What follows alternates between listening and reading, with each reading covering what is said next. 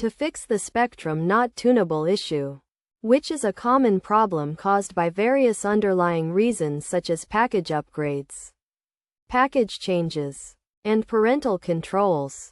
A simple reboot or reset is often the solution.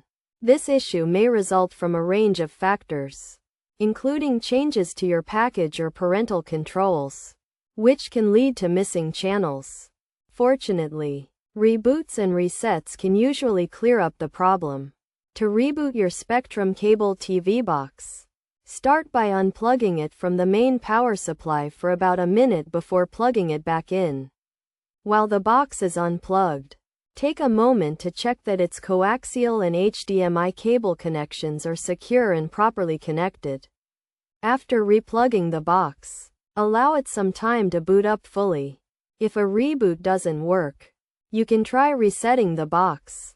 To do this, go to the Spectrum website, sign in to your account, and navigate to the Services section.